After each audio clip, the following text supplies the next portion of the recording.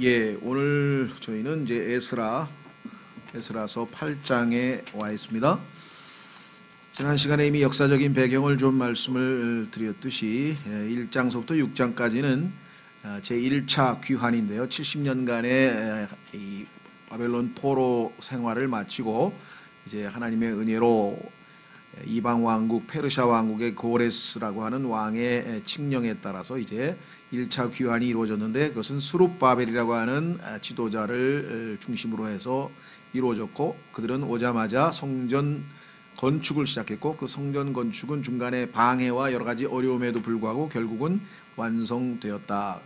그러나 성전 건축이 지나고 약 5, 60년 기간이 지나면서 그들은 다시 생활이 흐트러지고, 그래서 하나님께서는 제2차 귀환, 다시 말하면 지금 우리가 에스라라고 하는 책 제목대로 두 번째의 영적 지도자는 서기관, 그렇죠? 이면서 제사장인 에스라를 하나님께서 보내셔서 단순히 성전 재건, 성전을 건축하고 그 성전에서 하나님 앞에 희생 제사를 드리고 하나님 앞에 헌물을 바치는 그런 경배 이외에도 이 백성들을 하나님의 말씀을 가르쳐서 하나님을 제대로 잘 배우도록 양육시켜야 될 필요가 있으셔서 하나님께서 두 번째로 보낸 사람은, 첫 번째는 성전을 재건하는 직무를 맡은 스룹바벨, 이번에는 하나님의 자녀들을 말씀을 가르치기 위한 말씀의 사람 에스라를 보내셨는데, 이제 본격적인 사역은 9장서부터 시작이 됩니다만은 이제 돌아오는 과정, 귀환 과정을 우리가 지난번에 살펴봤는데, 하나님께서 이방 왕을 통해서 고국으로 돌아갈 수 있는 허락을 해줬죠. 고국으로 돌아갈 수 있도록 허락을 받아냈고요. 그래서 왕의 칙령을 이제 손에 들고, 왜냐하면 고국에 자기가 살고 있는 그 지역에는 이미 이 왕의 총독이 거기서 지금 통치를 하고 있기 때문에 왕의 칙령에 의해서 우리가 돌아왔다고 하는 그런 것을 제시를 해야죠. 그래서 그것을 칙령을 손에 들고 가게 됐는데, 그때 비록 함께 하지는 못하지만 그래도 마음을 다해서 헌금을 한 사람들이 있었습니다. 그래서 그들이 준 헌금을 받아서 가지고 이제 돌아오게 되었다. 그래서 하나님을 찬송하는 장면이 27절, 즉 7장 27절부터 28절에 있었었죠. 지난 시간에 우리가 했던 그 끝부분이 바로 7장 27, 28절인데요. 주 우리 조상들의 하나님을 찬송할지로다. 그분께서 예루살렘에 있는 주의 집을 아름답게 하려고 왕의 마음에 이 같은 것을 두시고, 또 왕과 그의 좋은 자들 앞과 왕의 권세 있는 모든 통치자 앞에서 내게 긍휼을 베푸셨도다. 주 내 하나님의 손이 내 위에 있었으므로 내가 힘을 얻어 이스라엘 중에서 우두머리 되는 자들을 모아 나와 함께 올라오게 하였노라. 그래서 하나님께 찬송을 드리고 감사를 드리는 장면으로 마무리가 되었습니다. 조심하실 것은 8장에 그러면 그 다음 이야기가 나오느냐, 그건 아닙니다. 조심하셔야 돼요. 성경 기록은 7장은 그 귀환하는 내용의 전체적인 개요를 설명한 다음에 8장에 가서 다시 좀 자세한 내용, 디테일한 내용을 이제 준비 과정이 어떤 과정을 거쳐서 어떻게 돌아오게 됐나를 설명하고 있습니다. 그러니까 7장에 뒤이어서 8장이 시간적으로 연이어서 기록되어 있지 않다는 사실을 조심하셔야 돼요. 이런 내용이 성경에 자주 등장합니다. 예를 들면 여러분 잘 아시는 창세기 1장이 끝나고 2장에 갔는데, 사람을 1장 28절에 창조하셨는데 2장에 가면 또 창조하신다. 그런데 두 번째는 단순히 창조 얘기를 하는 것이 아니라 흙으로 사람의 몸을 빚으시고 거기에 숨을 불어넣으셔서, 그래서 구체적으로 어떻게 인간을 창조했는지 천지 창조를 다 설명한 다음에 그 중에서 가장 하나님의 형상대로 지음받은 인간의 창조에 대해서는 특별히 다시 한번 자세한 설명을 하시는 이와 같은 기록 방법을 잘 기억하셔야 돼요. 그래서 이런 걸 잘 모르면 성경이 그냥 시간 순서대로 기록된 것처럼, 이거 아까 앞에 나온 얘기인데 왜 또 나오지? 이런 혼동을 일으키실 때가 있다. 자, 그래서 8장도 읽어보시면 귀환했는데 돌아왔는데 뭐 또 귀환 준비를 한다는 게 이게 뭐야? 이게 어떤 과정을 거쳤는지 그 지금 보완 설명을 하기 위해서 8장이 들어가 있다라는 사실을 기억하시고요. 여기에 보면은 명단도 나옵니다. 자, 명단은 14절까지는 그냥 스트레이트로 쫙 읽습니다. 왜냐하면 사람 이름 족보예요, 족보. 이제 그들의 아버지들의 우두머리들이 이러하며 또 아닥사스다 왕이 통치할 때 나와 함께 바빌론에서 올라온 자들의 계보가 이러하니라.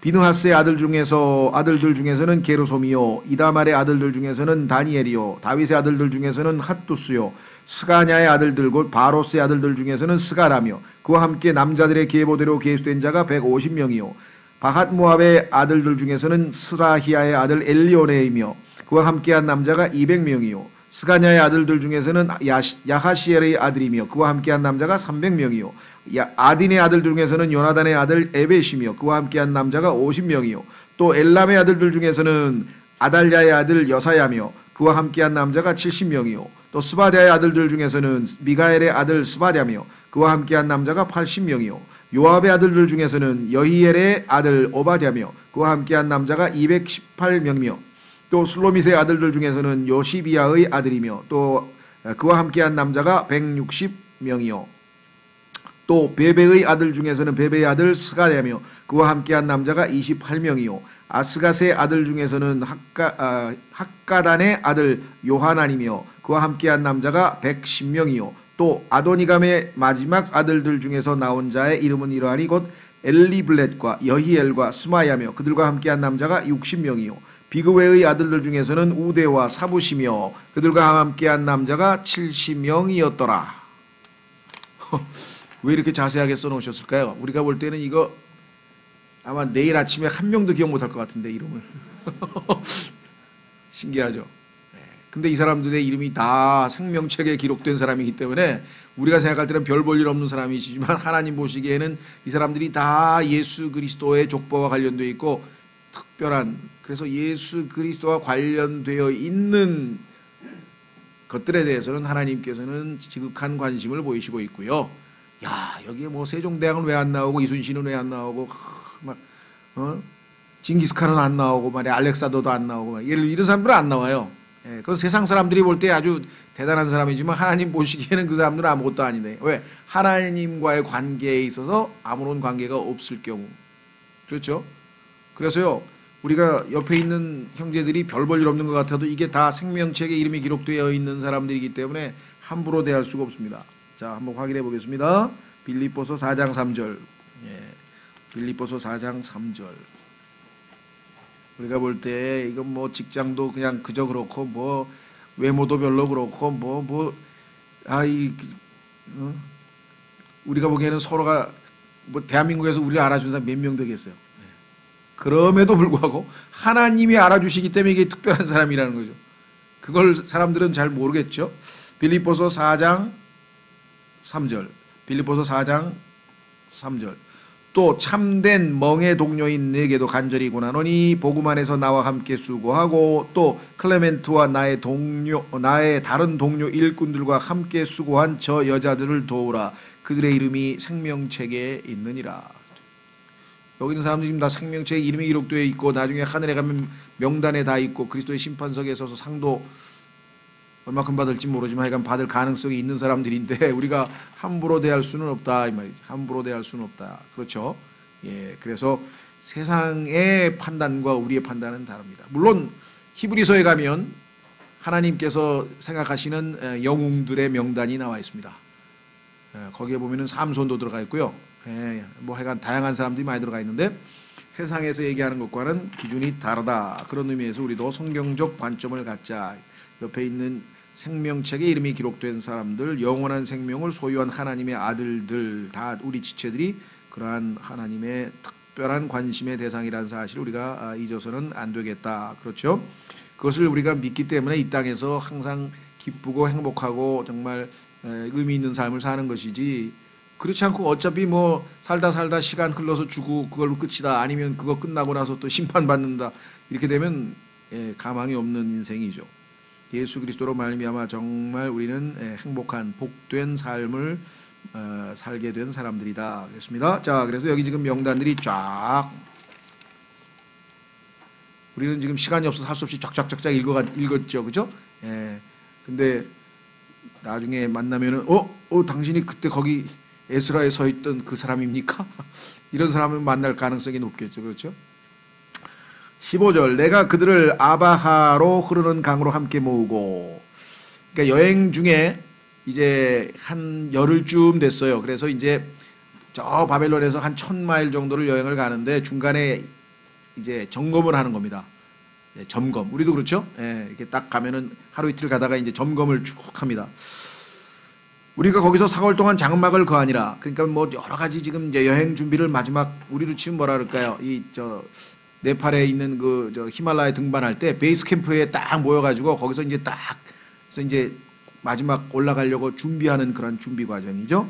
4개월 동안 장막에 거하니라. 내가 백성과 제사장들을 살핀 뒤 거기에 레위의 아들들이 하나도 없음을 발견하고 쫙 보니까 자원하는 사람들 중에 전부 다 자원자만 받았거든요.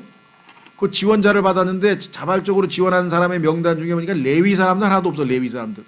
그럼 하나님의 제사를 돌보고 성전에서 정말 그 이 특별한 역할을 해야 될 레위 사람들이 지금 비어 있기 때문에 여기서 지금 조치를 취하게 됩니다. 16절 그때 내가 사람을 보내어 우두머리 되는 자들 곧 엘리에셀과 아리엘과 스마야와 엘라단과 야립과 엘라단과 나단과 스가랴와 무술람을 부르고 또 명철한 사람 요아립과 엘나단을 불러. 거기에 12지파의 우두머리들이 하나도 있었을 텐데 그런 이제 우두머리들 소위 말하면 책임자들을 다 불러 모아서 이제 또 두 사람 똑똑한 사람 두 사람을 또 따로 불러 모아 가지고 가서 레위 지파를 데리고 오라 하고 하는 특명을 내리게 되는 것이겠죠. 그렇죠? 예.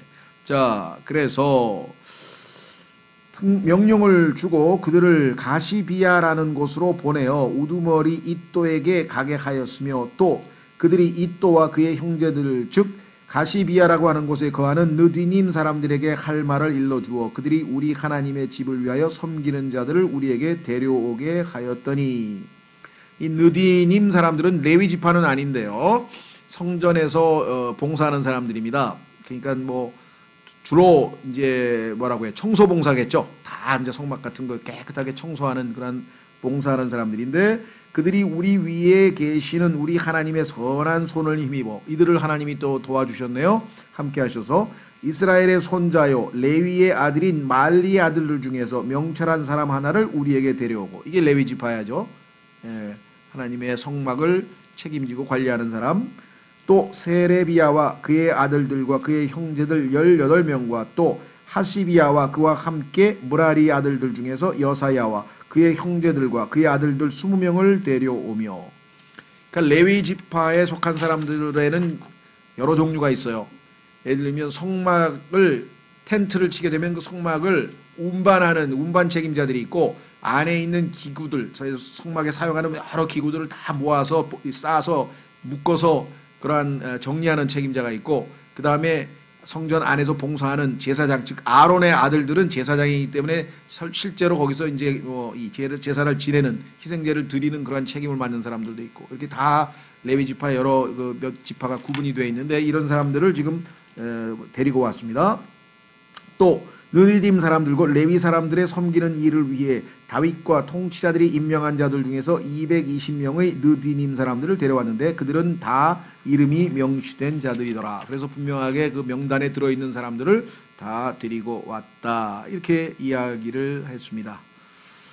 참 우리가 보기에 주도 면밀하게 지금 이 빠져있는 가장 중요한 레위 지파 사람들도 다시 다 채워서 이제 출발을 하게 되는 것이겠죠. 자, 그래서 드디어 이제 준비가 됐습니다. 그러면 바로 떠나면 되느냐? 아닙니다. 바로 떠나지 않고 이들은 하나님께 기도를 합니다. 이제 우리가 멀리 가게 됐습니다. 자, 생각해 보십시오. 옛날에는 1000마일이면은 뭐 어마어마하게 멀죠. 한 4000km 되는 모양인데 거기를 걸어가야 됩니다. 그래서 지난번에 갔을 때도 4개월 걸렸어요. 4개월. 근데 6,000km인가요? 하여간 그 거리로 볼 때 중간에 뭐 하여간 이 광야도 있고 산도 있고 바다도 있고 하여간 그 황량한 벌판도 있고 그래서 이 과정을 통과하려면 다양한 형태의 위험에 직면하게 되겠죠. 예를 들면 뭐 그런 여행 중에 뭐 국가의 뭐 어떤 그 보안 시스템이 작동을 하겠어요? 어떻게 하겠어요? 우리도 산적 많이 나타나죠. 여기도 뭐 산적 나타날 거고 또 무슨 그러니까 여러 가지 형태의 도적들이 나타날 거고 더더군다나 지금 보니까 막 금덩어리 싣고 지금 헌금 받아가지고 잔뜩 들고 가는데 그 소문이 벌써 났을 거 아니에요. 야 유대인들이 지금 간단다. 예, 모여라 이게 어디 가서 치자 뭐 이런 별 얘기들이 다 있었을 거라고요. 그렇죠? 그런데 이 에스라는 황제가 군대를 딸려서 보내줄까? 너희들 보호해줄까? 그랬더니 우리는 하나님이 보호하시기 때문에 필요 없습니다. 또 이렇게까지 얘기를 해놨단 말이야. 그러니까 전적으로 하나님만 의지하고 가야 되기 때문에 그렇죠. 예, 세상 황제, 세상 왕의 도움은 필요 없습니다. 여러분들도 한번 그렇게 믿음을 행사해 보세요. 누가 주변에 있는 뭐 직장 상사나 누가 도와준다고 했을 때 물론 다 그런 건 아니지만 하나님이 보내시는 그런 상사도 있겠죠. 그러나 도움 없어도 괜찮습니다. 저도 한 2번 해봤는데 정말 100% 하나님은 신실하시더라고요. 여기서 그 간증하면 너무 기니까 안 하지만은요. 사람 있는 도움 안 받고 하나님만 의지하겠습니다. 그러면 하나님은 100% 하세요. 왜? 하나님의 명예가 걸려있기 때문에 자신의 이름을 위해서 절대로 실수하시는 법이 없어. 그게 아주 기도의 매력이에요. 그죠? 하나님이 거기서 사람들한테 조롱거리가 되시겠어요? 그러니까 반드시 응답하시는 거예요. 왜? 그걸 믿음으로 보시는 거죠. 그렇죠? 아니 지금 가는데 강도 뭐 온갖 지금 위험스러운 여행을 하는데 황제가 도와준다 그랬는데 하나님이 우리를 지키실 거니까 걱정 마십시오. 이렇게 딱 얘기를 했는데 하나님이 안 지켜주시면 하나님 입이 뭐가 되는 거예요? 이해가 되세요? 예. 자, 그래서 그런 하나님은 자신의 명예를 위해서는 결코 물러서시지 않은 분이라는 것을 신뢰한다면 우리가 믿을 수가 있겠죠. 자, 그래서 그때 내가 거기서 아바하 강에서 금식을 선포하고 금식 기도하는 거예요. 우리 하나님 앞에서 우리 자신을 괴롭게 하여, 괴롭게 한다는 얘기는 하나님 앞에서 겸손한 마음을, 회개하는 마음을 갖추고 우리와 우리의 어린 것들과 우리의 모든 재물을 위해 바른 길을 주실 것을 그분께 구하였으니. 중간에 재물도 나오잖아요. 재물. 이거 손괴 입으면 큰일 나죠. 가서 이거 다 제사 지낼 물건인데 소, 양 이런 거 다 데리고 끌고 가고 지금 금, 은 이거 그릇 만들 건데 하나님의 경배하는 데다 쓰일 물건들 아니에요. 이는 우리가 전에 왕에게 말하 이르기를 우리 하나님의 손은 그분을 찾는 모든 자에게 선을 베푸시나 그분의 권능과 그분의 진노는 그분을 버리는 모든 자를 향하나이다 하였으므로 길에서 원수를 막고 우리를 도와줄 병사와 기병의 무리를 왕에게 요청하기를 내가 부끄러워하였기 때문이라. 왕에게 부탁 안 하고 우리는 하나님께서 계시기 때문에 그냥 갑니다. 이렇게 아주 담대하게 믿음을 선포했기 때문에 그렇죠? 하나님 제가 이렇게 기도했는데 하나님 꼭 들어주십시오 하고 금식하면서 겸손한 마음으로 하나님 앞에 모든 채비를 다 갖췄다 그랬습니다. 이것은 신약에서도 나옵니다. 자, 사도행전으로 가보겠습니다. 우리도 모르겠어요. 이제 믿음 더 좋은 사람은 금식 기도도 하겠지만 어떤 중차대한 일을 놓고 그렇죠? 자기의 인생을 결정할 만한 뭐 중차대한 일. 어떤 형제를 만났는데 마음은 드는데 이 형제가 정말 하나님이 나에게 주신 형제 맞습니까? 금식기도 한번 해보라 이 말이에요. 라든가 아니면 직장 문제도 있을 것이고 아니면 뭐 여러 가지 형태로 자기가 하나님 앞에 자신의 어떤 이 겸손함을 하나님 앞에 내려놓고 주님만을 전적으로 의탁하는 그러한 것이 있을 수가 있겠죠. 자, 사도행전 11장 보십시오. 사도행전 11장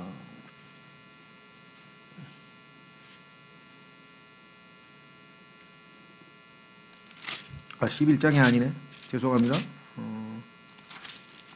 사도행전 13장이네요. 11장이 아니고 13장.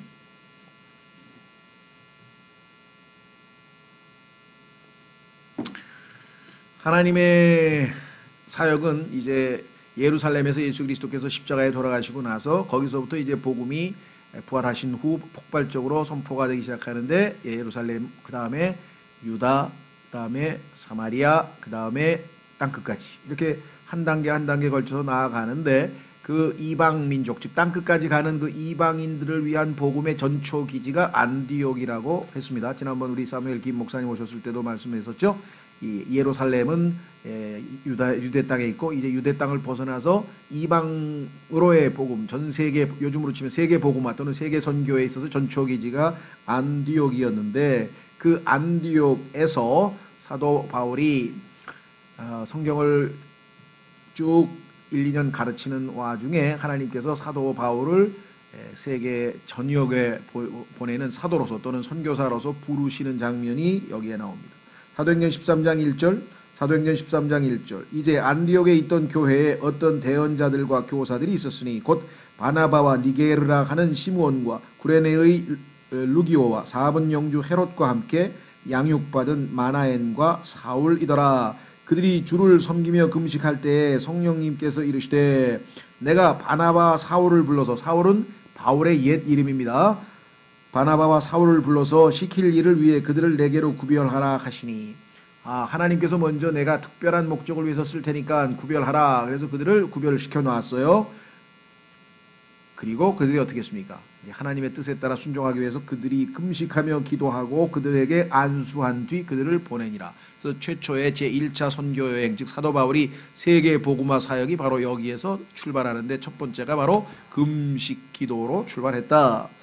에스라도 마찬가지 하나님의 계획을 따라 금식을 하고 기도하고 이제 출발합니다. 23절, 에스라서 8장 23절, 에스라서 8장 23절. 그러므로 우리가 이것을 위하여 금식하며 우리 하나님께 간청하였더니 그분께서 우리의 간구하는 것을 어떻게 했다고요? 받으셨더라. 들어주셨다. 그렇죠? 자, 그래서 이제 드디어 이제 출발을 하게 됩니다. 또 출발 전에 중요한 책무를 분담하는 장면이 나옵니다. 여러 가지 것들을 분담하는 장면이 나오는데 자, 한번 보겠습니다. 그때 내가 제사장들의 우두머리들 중에서, 교회에서도 여러 가지 책무들이 있죠. 우리 교회 그 봉사 책임자들이 이름 명단이 저 뒤에 있고요. 그 밑에 또 여러 지체들이 또 봉사하기도 하고요.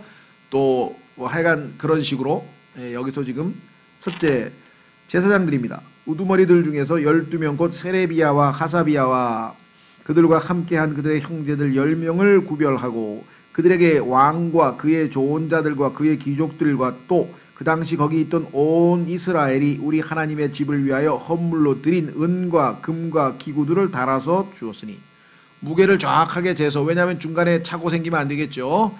총 전체 무게가 얼마인지 다 저울로 달아서 이제 나누어서 운반하도록 책임을 맡겼다. 그렇습니다. 각각 우리 청지기 직분을 수행할 수 있도록. 또 곧 내가 달아서 그들의 손에 준 것은 은 650달란트와, 그럼 출발할 때 하고 도착할 때 딱 맞춰서 계산이 딱 맞아떨어져야 되죠. 은기구 100달란트와 금 100달란트와 또 무게가 1000다릭인 금대야 20개와 또 금같이 귀한 좋은 구리 그릇 2개였더라. 참 재밌네요. 구리인데 구리가 상당히 아주 이 퀄리티가 좋아가지고 거의 금처럼 보일 정도로 고급 구리였나 보지. 고급 구리. 내가 그들에게 이르되 너희는 주께 거룩하며 기구들도 거룩하며, 제사장이니까 거룩하죠. 은과 금은 주 너희 조상들의 하나님께 드린 자원 헌물이니, 자, 우리가 이렇게 헌금을 받아서 가지고 가는데 너희는 예루살렘에서 주의 집 방들에서 제사장들과 레위 사람들의 우두머리들과 이스라엘의 아버지들의 우두머리들 앞에서 그것들을 달 때까지 주의하여 그것들을 지키라 하며, 이거 잘 가지고 가서 운반해서 거기 가서 무게를 다 달아서 여기에서 우리가 무게 단 무게하고 정확하게 딱 맞아 떨어져야 된다. 하나도 중간에 잃어버리거나 그래서는 안 된다. 그렇죠? 우리도 하나님의 일을 할 때 하나님 앞에서 뭘 주께서 원하십니까? 신실함을 원하신다네. 신실함. 그렇죠? 착오거를 낸다든가 뭐 막 낭비해 버린다든가 이렇게 해서는 안 된다. 이렇게 지금 이야기를 했습니다. 그래서 신약 시대 우리 그리스도인들의 청지기 직분과 맞아 떨어지죠. 그렇죠? 하나님 앞에서 우리가 신실하게 무슨 일을 할 때 치밀하게 잘 해내야 한다. 이렇게 했습니다. 그래서 30절 이에 제사장들과 레위 사람들이 은과 금과 기구들을 예루살렘으로 우리 하나님의 집으로 가져가려고 그 무게대로 취하니라. 다 골고루 나눠졌죠. 각각 뭐 한 사람당 몇 킬로씩 이렇게 해서. 자, 드디어 이제 떠납니다. 31절부터 이제 드디어 떠나는데요. 그때 첫째 달 12일에 우리가 예루살렘으로 가려고 아하바 강에서 떠났는데, 그러니까 첫째 날 떠났는데 9일간 여행했다가 강에서 3일간 정비를 하고 레위 사람을 불러오고 그다음에 모든 준비를 다 갖추고 드디어 이제 본격적인 여정을 시작하게 됩니다. 우리 하나님의 손이 우리 위에 있었고, 요셉도 마찬가지 주님의 손길이 항상 위에 있었죠. 이것이 우리 신앙생활에 있어서의 아주 최고의 안전 보장입니다. 그리스도인은 이것 이외에 다른 보장이 필요 없죠. 자, 손이 우리 위에 있었고 그분께서 원수의 손과 길에 매복한 자들의 손에서 우리를 건지셨으므로. 원수라고 하는 것은 뭐 무슨 정말 철절지 원수 이런 의미에서뿐만 아니라 우리를 대적하려고 하는 거, 우리의 물건을 뺏으려고 하는 사람들서부터 시작해서 다양한 형태를 원수라고 하는데, 하나님께서 이들의 물질을 훔치려고 하는 자들, 매복한 자들, 죽이려고 하는 자들 누가 다 지키셨어요? 주님께서 우리를 건지셨으므로 이렇게 나와 있죠. 이 건지셨다라고 하는 deliver라고 하는 단어가 나중에 이스라엘의 구출자이신 예수님의 타이틀, 칭호 중에 하나죠. 구출하셨다, 건지셨다, 건져내셨다. 자, 신약에서도 마찬가지입니다. 바울의 간증을 한번 보겠습니다. 자, 디모데후서. 디모데후서에 가면 사도 바울이 이 땅에서 하나님을 열심히 주님을 섬기고 있을 때 어떻게 했는가? 건지셨고 건지시고 계시며 또 건지실 것이다. 이렇게 했어요. 과거도 건지셨고 지금 현재도 매일 건지시고 계시고 또 주님 오시는 그날까지 건지실 것이다. 여러분도 마찬가지입니다. 여러분이 어떠한 위험에 처하든 하나님께서 건지셨고 건지시고 계시고 건지실 것이다. 이게 우리의 신앙 간증이 되는 것이죠. 4장 디모데후서 4장 17절. 디모데후서 4장 17절.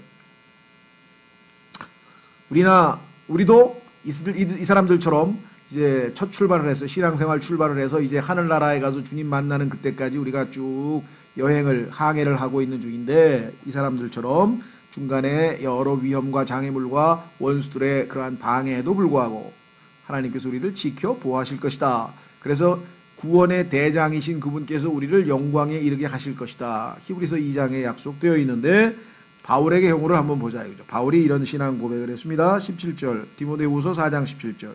그럼에도 불구하고 주께서 나와 함께 서서, 많은 사람들이 자기를 버리고 자기를 떠나고 재판받을 때에도 거들떠보지도 않고 외롭고 힘든 그러한 참 여정이었으나, 인생이었으나 하나님은 신실하셨다. 그럼에도 불구하고 주께서 나와 함께 서서 나를 강건하게 하셨으니 이것은 나로 말미암아 그 선포한 말씀이 온전히 알려져서 모든 이방인들이 듣게 하려 하심이라. 내가 사자의 입에서 구출되었느니라. 이 사자는 진짜 사자가 아니고요, 우는 사자처럼 삼킬자를 찾으러 다니는 마귀, 베드로전서 5장 8절에 있는 마귀를 성경에서 사자라 그랬죠. 우는 사자처럼 먹이를 찾아 돌아다니는 마귀로부터 지키셨고, 18절 주께서 딸을 모든 악한 일에서 건져내시고 현재 시제 또 자신의 하늘 왕국에 이르기까지 보존하시리니 미래 시제.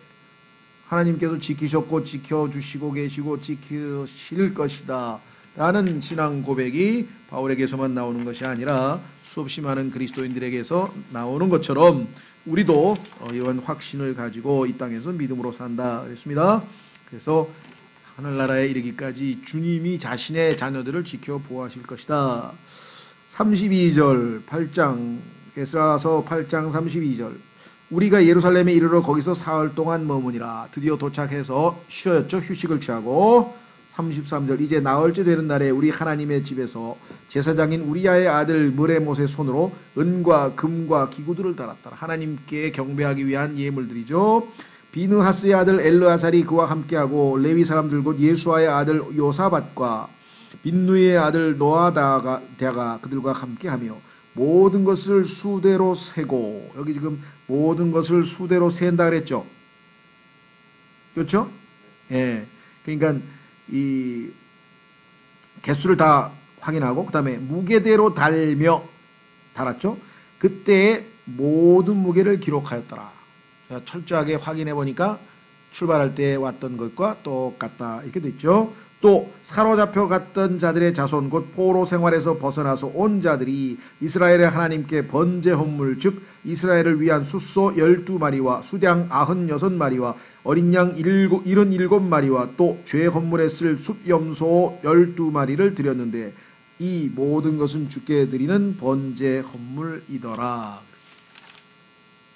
역시 가장 중요한 것부터 했죠.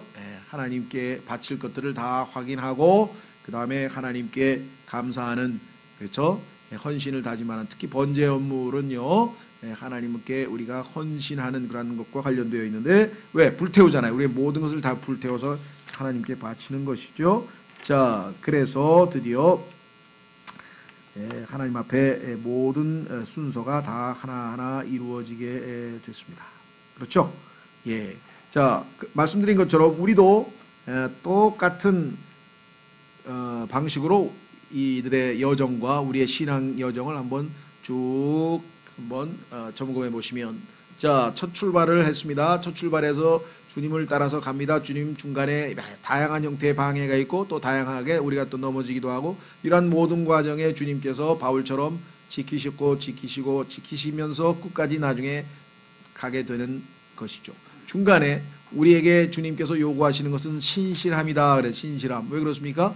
이들도 신실하게 하나님께서 자기에게 맡기신 책무를 끝까지 지키셔서 나중에 확인해 보니 정확하게 하나님께서 맡기신 것들을 그대로 잘 지켜냈죠. 바울도 뭐라고 했습니까? 내가 선한 싸움을 싸우고 달려갈 길을 마치고 믿음을 지켰다. 믿음을 지켰다. 하나님께서 자신에게 맡겨주신 것을 우리가 지켜낼 줄 아는 그러한 신앙이 당연히 돼야 되겠죠. 자, 그래서 나중에 결국은 어디에서 마지막 순간에 우리가 예수 그리스도를 뵙는 그날까지 우리를 지키실 것이다. 그 다음에 도착하자마자 이들은 어떻게 됐습니까? 자신의 책무들을 확인하는 작업을 하죠. 신실했는가. 그래서 우리도 성경에 따르면 그리스도의 심판석에서 우리가 그간 이 땅에서 주님과 함께 여정 가운데 맡기신 책무들을 잘 수행하고 신실하게 행했는지에 대한 평가를 받게 되는데, 그것을 그리스도의 심판석이라 이렇게 얘기를 했습니다. 그렇죠? 그래서 우리도 그리스도의 심판석에서 평가를 받게 되고, 거기에서 이제 주님께 다시 이들과 함께 교제하는, 주님과 함께하는 경배와 교제가 우리를 기다리고 있습니다. 자, 다시 돌아옵니다. 그래서 우리는 이제 36절, 그들이 또 왕의 위임장을 왕의 부관들과 강 이편의 총독들에게 건네주매 그들이 백성과 하나님의 집을 도왔더라. 이제 지난번 그 7장에서 왕의 위임장을 우리가 쭉 읽어봤죠. 한번 보세요. 7장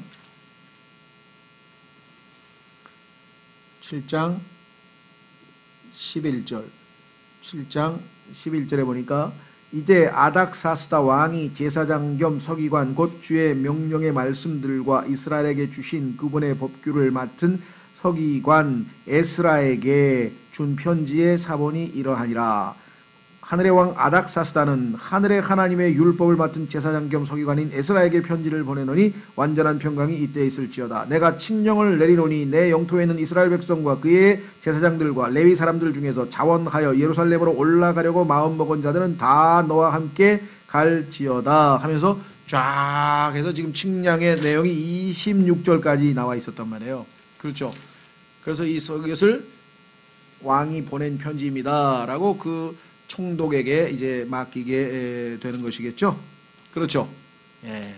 자, 이렇게 해서 이제 에스라는 귀환을 했고, 하나님께서는 에스라를 통해서 성전이 완성된 이후 약 60여 년간의 삶 속에서 다시 매너리즘에 빠지고 다시 또 느슨해지고 다시 뜨겁지도 않고 차지도 않고 미적지근한 신앙생활을 하고 있는 유대인들을 격려하고 stir up, 이렇게 다시 불릴 듯 마음을 일으켜서 뜨겁게 하나님을 향한 갈망과 열정을 회복하기 위한 그러한 이제 양육 또는 교육을 시작하실 터인데, 그것이 바로 7장 10절에 써 있습니다. 다음 시간에 이제 9장서부터 그 내용을 우리가 살펴볼 터인데요. 자, 우선 10절 한번 확인하고 다음 주, 즉 9장서부터 에스라가 할 사역의 내용은 무엇인가 한번 확인해 보겠습니다. 10절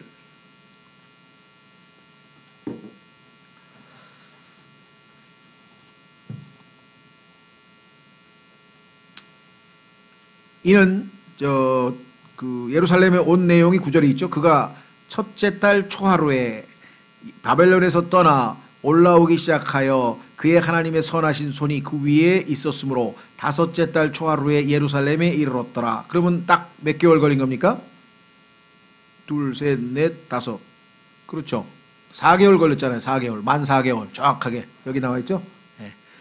그런데 그 4개월 여정의 첫 출발 중심일 때 어떻게 했어요? 출발한 지 나흘 만에 점검하고 3일간 점검하고 다시 출발해서 그 과정을 지금 8장에서 자세한 내용을 설명을 했잖아요. 지금. 자, 그러면 이렇게까지 예루살렘으로 돌아온 목적이 뭐냐? 10절. 이는 에스라가 주의 율법을 구하고 그것을 행하며 이스라엘에서 법규와 판단의 법도를 어떻게 한다고요? 가르치려고. 예수님께서도 말씀하셨죠. 우리에게 이 땅에서 우리가 홀로 그냥 가는 것이 아니라 무대뽀로 가는 것이 아니라 수고하고 무거운 짐진 자들아 다 내게로 오라. 그렇게 해서 우리가 주님께로 와서 구원을 얻었죠. 구원 얻은 자들을 예수님께서는 자신의 제자로 삼기 위해서 내 멍에를 메고 내게 와서 배우라. 나는 마음이 온유하고 겸손하다. 내 짐은 가볍고 내 멍에는 쉽다. 내가 너희를 가르치리라. 이렇게 해서 교육을 시키잖아요. 그 역할을 지금 누구에게 맡겼습니까? 여기서는 에스라에게 맡겼죠. 그래서 에스라가 지금 자신이 주의 율법을 구하고 그것을 행하며 본을 보여야죠. 그렇죠. 우리의 약점은 무엇입니까? 바닥 개 아시죠? 개. 개는 옆으로 기죠? 근데 자식들 교육할 때 뭐라 그럽니까? 야, 임마, 똑바로 안 걸어? 자기는 옆으로 기면서 자식에게는 똑바로 걸어라면 똑바로 걷겠습니까? 안 하죠. 그러니까 에스라는 뭐예요? 율법을 가르치기만 한 게 아니라 그 전에 행했다 그랬잖아요. 율법을 구하고 그것을 행하며, 내가 율법을 행해보니 순종해보니 하나님의 축복이 정말 좋더라. 너희도 좀 순종해봐라. 이렇게 해서 얘기를 하는 것이죠. 그렇죠. 그래서 정말 훌륭한 사역자의 표상이 바로 이 에스라입니다. 그래서 드디어 다음 주부터 이제 9장서부터 10장 두 장에 걸쳐서 구체적으로 에스라는 어떻게 백성들에게 사역을 했는지 이렇게 해서 우리가 에스라서를 마무리 짓고 그 다음에는 이제 느헤미야인데요. 느헤미야는 성벽, 다시 말하면 성전 건축과 아울러서 이제 예루살렘 도시의 성벽이 허물어진 도시죠. 그 시티가 우리로 치면 우리 뭐 남산에도 있고 저 이렇게 벽이 있잖아요.